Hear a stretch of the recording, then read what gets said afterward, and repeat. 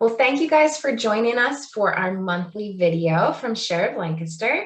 Again, my name is Rachel. I am on the board of Share of Lancaster. I am a lost mom. I have two girls that lost during pregnancy, and I have a living son. And I'm here with Angie again. And Angie, if you want to go ahead and introduce yourself. Sure. I'm Angie Chelton. I am a bereaved mom as well. I lost my first baby, Callan, in my 8th week of pregnancy, and my son, Andrew, in my 22nd week of pregnancy. I am currently raising 5 children, 3 of my own and 2 nieces. I'm also a clinical mental health counselor, and I specialize in reproductive and perinatal mental health. I'm a certified grief professional as well, and spend a lot of time working with families who have had losses or who are in perinatal time period. Wonderful, thank you. Each month, Angie has been so wonderful to help us come up with a topic just based on what she's studied, her experience that she really feels is going to be helpful for the community. So this month, we're talking about telling your story. And at first, just seeing this topic from Angie without reading into it, I just assumed this was just let's share our stories. We're going to help people the more that they feel less alone, which, yes, that's a huge part of this. But actually what Angie's pulled into this is a lot deeper and a lot more meaningful. So Angie, if you could just kind of share with us why this topic was important for you to have the community talk about and start to really acknowledge about their own story of loss.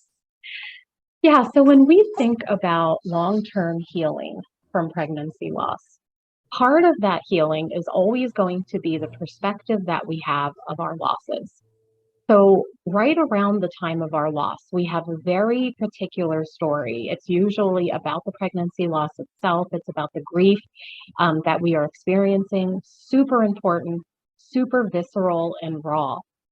As time goes on and we live with this grief and we continue on in life, the story of our loss changes. There are new things that come into the story, which is really surprising because we think like we've lost this baby, that's the end of the story. But that's not really the truth. We continue to have a relationship with our child through the rest of our lives. So this lost story changes, it grows. We also have the ability as time moves on to be able to see different things in the story that the distance, it's a perspective that distance from the loss gives us. Mm-hmm. So there can be new experiences that happen connected to our loss, to our grief, to the way that we continually relate and continue a relationship with our child. And this, it's almost like wine where it mellows over time, where there are new nuances that come into the lost story over time.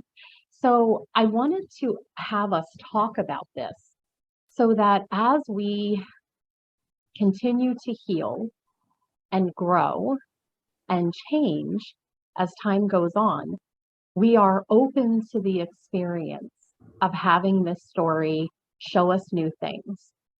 And there are new meanings and new levels of healing that can come into our experience over time. Yeah, so I wanted to give us the opportunity to make room, make space for this possibility, and to just kind of talk about what it can look like and how it can impact us.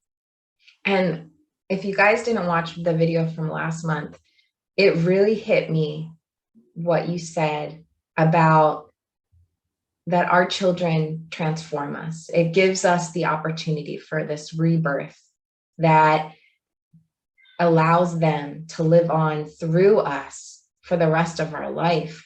And if that's your perspective, that their loss now gave you new life, right? Like there's just this level of, I don't know, that was a whole nother part that I didn't know that I could unravel in my story, that maybe my own life and things that I'm going through are actually gifts from my daughters. And through them, I'm given a new opportunity to live life to my full authentic self. So yeah, just those little things that somebody might say, just like when you said that, it just, wow, that is my story. And these are my girls working through me. Um, yeah, it's just so incredible. And I think it's so important too, to really have that perspective that their life does live on. It lives on through us and through us honoring and remembering them in so many different ways. So they change us, but it isn't, we can say that they changed us and will never be the same, or they changed us and thank goodness will never be the same, right? Like it's just how you look at it. Yeah, they kind of shake you up and maybe they set you free. So yeah. That kind of, that kind of love, experiencing that kind of love is never going to not make a difference in Mm, you and in the world around you. So I think that I had shared the image of ripples, right? That our yeah. children's life, that the reality of their being here is like a pebble that drops into a puddle. And we see the ripples go out from their reality, from who they are, right? And we can think about that as in terms of like our community, that they change us, that it changes when, as we then interact with others, their existence then impacts the people around us. So we can think about that at like a community level, but we can also think about that in like a life timeline Mm, level, that the ripple of their experience, of their existence, the impact of their existence will ripple throughout the rest of our life as yeah. well. So it's a place thing. It's also a time thing, that having these children and having this loss experience that impacts in these different ways. Mhm, mhm. Yeah, yeah, it's huge. And just that the grief can hit you in all those different stages too. But like that's just like this other layer of love that you just, I feel like it's just another layer of love that you uncover, right? Like another way you love them so much. And it hurts because you want to express that love so much with them here, but it's just like the love just never, it's never done. It's growing, it's layers, and you just don't know how they're really going to affect your life. And like you said, like there's parts where you have to look back and then say, wow, like I understand. I see how that played out and how that led me to where I am today. And we could owe them everything. Just their existence for that short time can transform us forever. Absolutely. And I think about the way that our story changes over time. So Mm, as I had said, when we first experience a loss, the story is necessarily and understandably about the loss experience. yeah, When yeah, we are in the middle of so much deep visceral pain yeah, and we're raw, that's the story that we are seeing, and that we often will tell ourselves and we tell others about the loss and yeah, about, if we can even speak of it. Sometimes the loss is so deep that some of us can't even put it into words yet. It's an yeah, experience that you have, but it's not yet a story that you yeah, tell. yeah, A lot of times what happens is that we tell this story, and then we might retell this story again and again and again. And the story is true. Our perspective is true. It's mm, real. mhm, And the story itself becomes one of the mementos that we have of our children. Um, mm, in my in my life and career, I've told the story of my children and my experience, many times. And there are certain parts of that story that always stand out that I tell again and again and again. mhm, And those are, memory markers of my children. Those are part of my children's story, part of my relationship mhm, with them. mhm, It becomes its own memorial, that mhm. story. But as I am now, oh geez, what, like 17 and 18 years out from my losses, as I look back on those stories now, I have new things to tell, new things about what happened then, that I now have the perspective and distance that I can look at the story and I can see some different things in it than what I was able to see at the time. I also have new portions of the story that were not a part of the original story, but are a new part of my relationship and with my children Mm-hmm. and my story with my children. So I'll give you an example. So my family, we have a grave for my son. And every year we go to this grave and we upkeep it and, do the things. He's buried in a family cemetery in Northwest Pennsylvania, so distant from where we live now. But we go there and we take care of the grave. Well, one year we were going up for Christmas to put Christmas decorations on our son's grave to remember him, to make him a part of that Christmas decorating story. Mm-hmm. And as we arrived at the cemetery, I was very somber. I was very sad.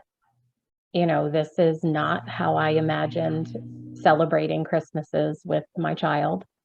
And I could think of all the Christmases that he had not been present for and all the Christmases that he would not be present for coming up. So this was really heavy on me.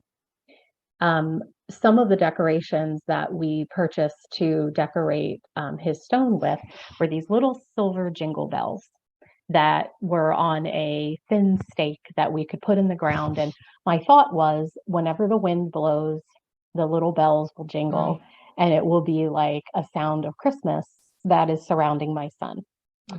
So I had this intention going there to decorate this grave and had this idea behind it. And when we got there, we put the little jingle bells into the ground, and those stinking things would not stand up. They kept falling over, right? So we tried to put them up again and again. And I don't know if the ground was too frozen that we couldn't get them pushed in well enough, but those jingle bells would not stand up. And my family and I just started cracking. And so this now became a new element of my story with my son. Yeah. That not only did we go to celebrate Christmas with him, but we laughed and we had a moment of levity. And, later we did eventually get the jingle bells to stand up. And then we later went and collected them and brought them home and stuck them in the ground, outside of our door. And then every time the wind blew, we would listen to little jingles, think of him and think of that funny moment. Yeah. So how in the world, Rachel, years and years and years after my son's death, do I now have a memory of laughter, of joy around celebrating a Christmas when he wasn't with us? So the story of my son expanded, it grew. And now, here it is years later, I look back on that and I think about the fact that the story has grown. It's gone from being just about loss and just about the lack of my son to this new element of the relationship with him that still exists. So, yeah, so I'm hoping that we, as lost parents, can remain open to the possibility of these moments of continued relationship through time, and that we can integrate these stories into the story of our relationship with our child. The relationship began with love. The loss was a part of the story, and so are all of these other things that come along after it. Yeah. Yeah. And to just like he gave you that gift of laughter that day, I think when you're in a lost community, the people that you meet they too are these gifts, because you would never have these relationships and have come across these people without that experience. And just when I think of these people that have come into my life that are also bereaved mothers and fathers, it's just, again, it's like my girl sent that person to me, and with them, with that experience is why I got to have them in my life. So I feel like there's just these constant gifts that we don't expect, right? Friendships, like, why would we expect that through a loss we would find people, community, people that understand you kind of after that experience. The rebirth it makes you new, and you sometimes don't feel like you fit in the same life that you lived before. But then you get all these people that went through that, and now you have a community of people that fit in, and you're like, again, these just little gifts that are huge, that we can either give them 100% credit for, or we can see it as, I wish I didn't have to be in this group. I don't want to be in this group. I'm going to avoid these people. Or maybe these are just the little gifts that we get. We've had enough. We deserve to have friendships and community that understand the path that we're on and are there to support and love us. So yeah, it's just so beautiful. And now you have this little aspect of your son too, that his humor, right? Like something that you didn't get, that's now part of his personality. He's funny. He's a really funny kid. So like to have this new thing and know that he's able to give you that type of joy and an emotion that, you didn't get during the experience and the loss. But now today you get that, and you will have an experience 10 years from now that'll add another dynamic to his personality that will bring you another emotion. So it's just. And think about our living children, right? And the experiences that they go through draws us into a different place, right? So our kids living children get to be a certain age and they go to school, and now we have contact with the school and the other parents and the principals and the teachers. And it is a world that we are drawn into because of who they are. It's the same with the lost community. Our children die, and we can choose not to be a part of that community. That is a valid choice. Sometimes people don't want to, and that's okay. But if you follow, that thread, you can find yourself introduced into a community because of who your child is. Your child died before birth or around the time of birth. And now you have been, through them, introduced into a community and an experience that you did not expect. And there's sadness involved with it, but there's also a lot of resilience, a lot of offering to care for one another, to support one another.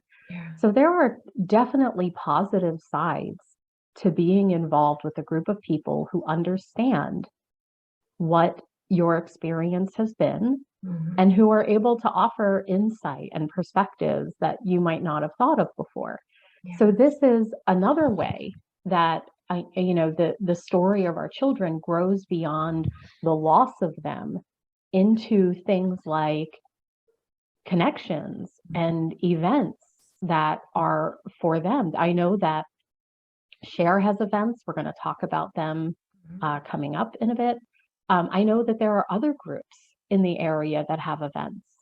There are groups that go to amusement parks every year so that, children have experience of their siblings and involving them in a trip that is about their sibling who is no longer living.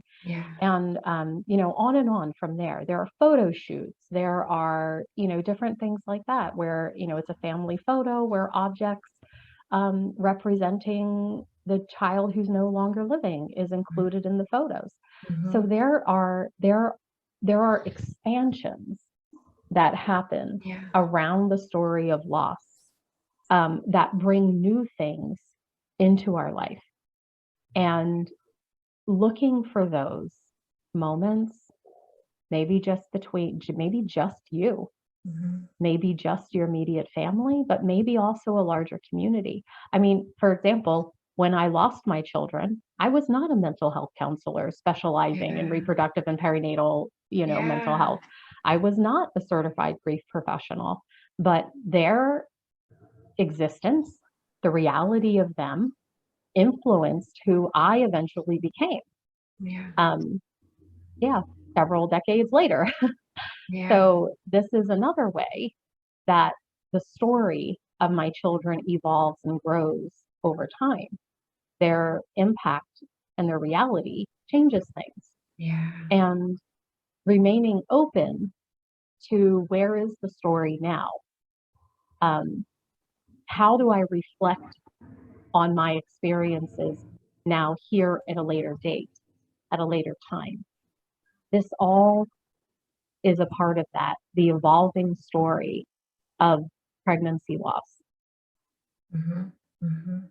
Yeah, and I think too the how crucial it is. Just, I went through my losses. I lost two girls and then I had a healthy boy.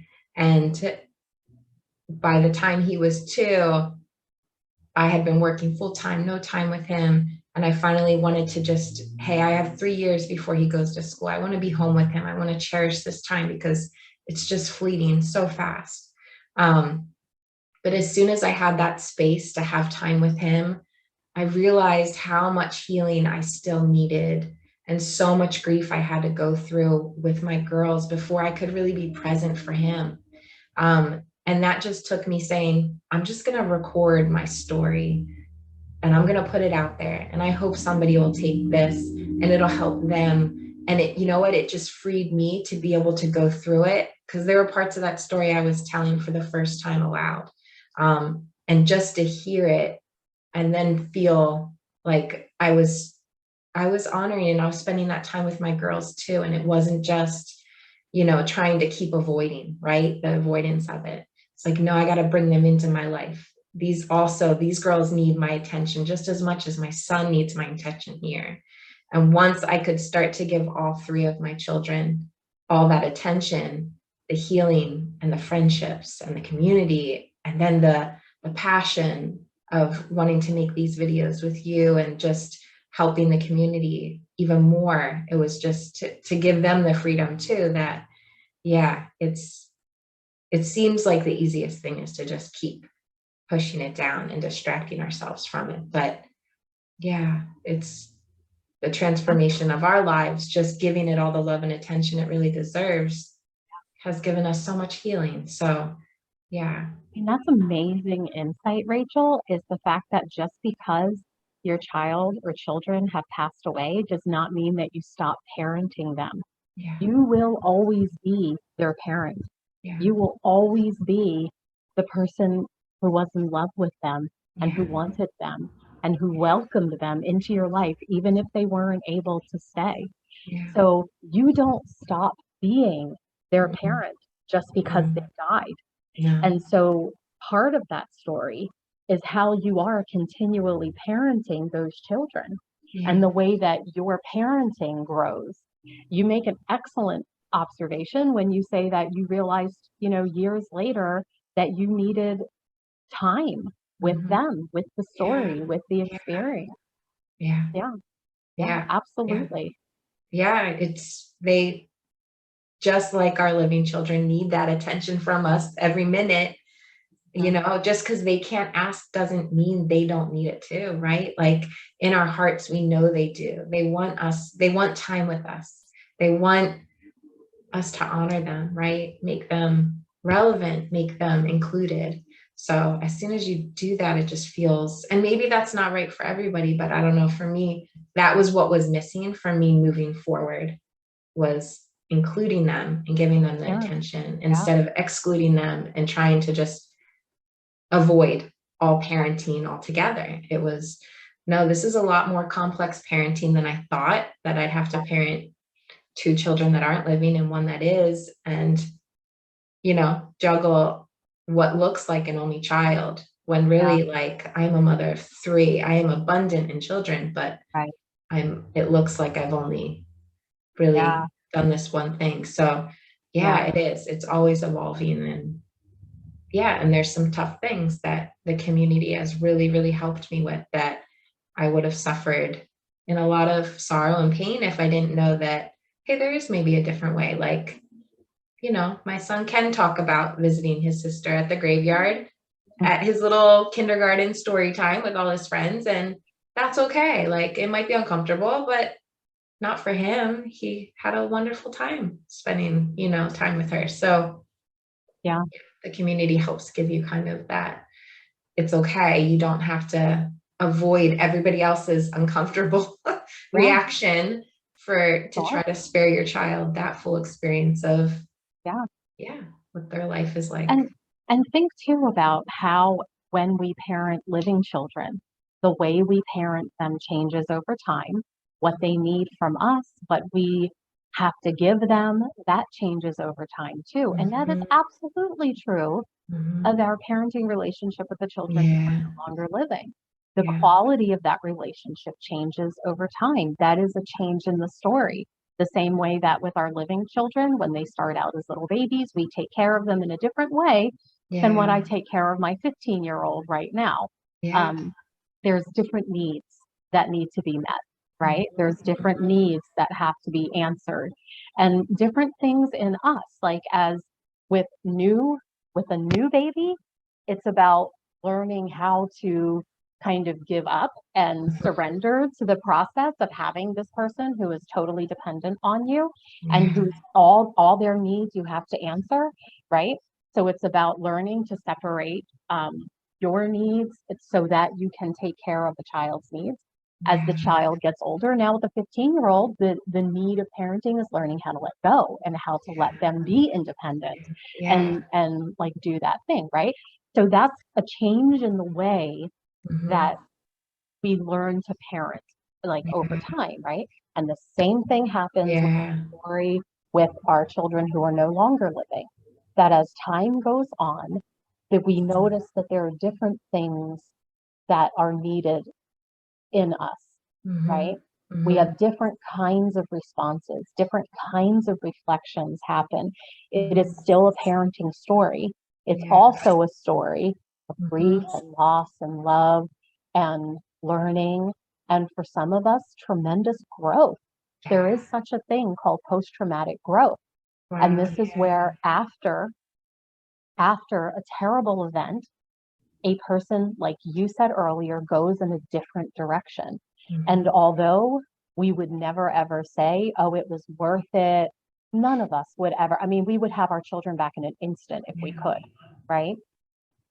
But we do learn to see things that can be appreciated as we move forward in time, as we get a little bit more distance and perspective from that loss. We can learn to say, it happened and I hate that it happened, but I have learned to appreciate that because it happened, this also happened. Mhm. I learned how to do this new thing. I found new depths in myself. I Mhm. had new perspectives and new priorities when it came to other children that I raised, or choices and careers, or on and on and on and on. Mhm. There, the influence of the reality of our children does change us, and we can learn to appreciate and have peace with the changes that their life and their deaths have brought into our life. That's Mhm. what it means to heal. Yeah. Yeah. Oh, it's beautiful.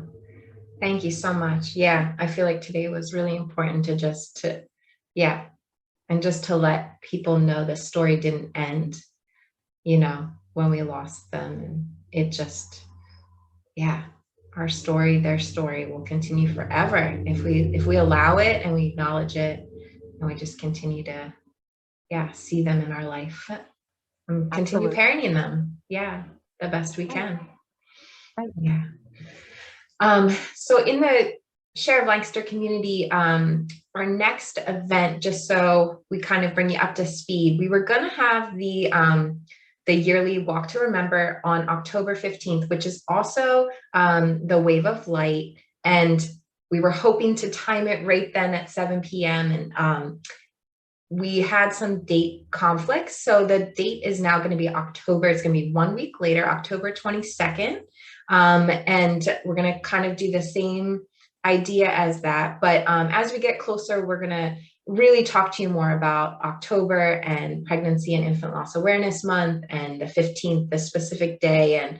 But please mark your calendars for the walk, because we know how much that means to our community. And when hundreds of you show up, it's so much more powerful. You feel so much more seen and supported and loved. And we would love for you to be there this year. So keep an eye on our website for updates on the walk. We're going to do it at the ballpark again. And yeah, it should be really great. And Angie and I are still working kind of like on a couple meetups that we could possibly do before then. Just very simple, low key, in the Lidditz, Lancaster area for the Share of Lancaster community, just so that come together in a more casual way, just maybe for a walk or hike, and just kind of a day to remember. So stay tuned for that as well. And yeah, we'll see you guys next week or next month on our next video. And thanks again, Angie, for just these wonderful topics, just everything you have to offer. We're so grateful for you. So thank you again. Okay. Thank you.